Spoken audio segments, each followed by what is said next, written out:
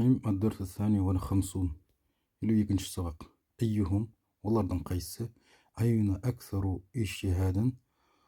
біздің қайсымыз көбірек ынталымыз талласа шүберек ахаббу жақсы көру жаррун сүйреу жамиъ барлығы хироса күзету қитаа бір бөлек зиллун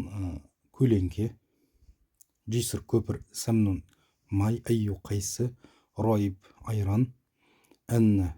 әлбетте әннаху әлбетте ол ахар басқа ихтитаф тартып алу ромиюн лақтыру бадалан ауыстыру قال المعلم لتلامذته معلم айтты оқушыларына أيكم يا أولادي يعرف أن يكتب اسمه واسم أبيه сендердің балалар сендердің қайсыларың білесіңдер жазуды өзінің атын және әкесінің атын قال الشاكر أنا أعرف يا سيدي сонда шакир мен білемін я мырзам деді فقال المعلم إذن أخرج إلى السبورة واكتب اسمك واسم أبيك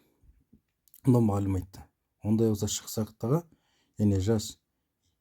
атыңды және әкеңнің атын فخرج الشاكر إلى السبورة ومسحها بطلاسة ثم أخذ التباشر وكتب شاكر ابن عارف онда шакир шықты тақтаға және сүртті оны шүберекпен кейін борды алды да жазды арифтің ұлы шакир деп قالت زهرة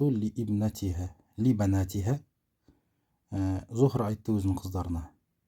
أي حيوانات أحب إلينا البقرة أم النعجة أم الفرس أم الكلب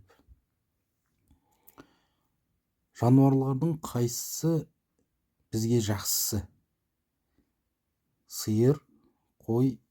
ат немесе ит قالت فاطمة البقرة أحب إلينا يا أمي لأنها تعطينا لبنا وسمنا онда Фатима айтты сиыр ең жақсысы бізге деді анашым өйткені бізге сүт және айран береді وقالت عائشة النعجة أحب لأنها تعطي صوفا ولحما айша айтты қой бізге жақсысы деді өйткені бізге береді жүн және ет деді وقالت فريدة الفرس أحب الحيوانات لأنه يخرس لنا الأرض ويجر المراكب Фарида айтты ат жақсы деді жануарлардан өйткені бізге ол жер жыртады және арбалар тиелейді وقالت كريمة الكلب أحب الجميع لأنه يخرس لنا البيت ал Карим айтты ит жақсы бізге барлығымызға деді өйткені ол күзетеді біздің үйді деді مر الكلب على جسر ففي فمه قطعة لحم бір ит көпірдің үстінен аузында бір кесек еті бар өтіп бара жатты فرأى ظله في الماء فظن أنه كلب آخر في فمه قطعة لحم көрді суда ол көлеңкесін және ойлады бұл ит басқа ит деп аузында бір кесек еті бар деп فأراد أن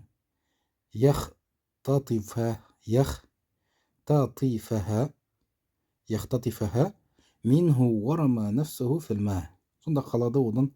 يختطفها онан тартып алуды және де өзі суға секірді فسقط قطعة اللحم من فمه ولم يجد شيئا بدلها сонда аузындағы ет түсіп қалды және еш нәрсе таппады оның орнына 52-ші тәмрин қазақша сөздерді арабша аудару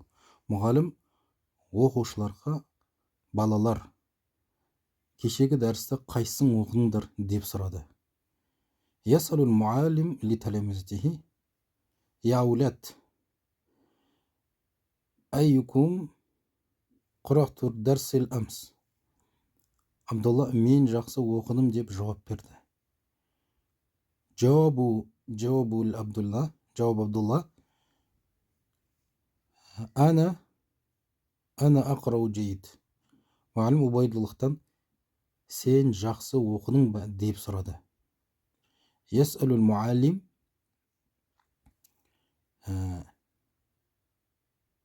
мин Абдуллах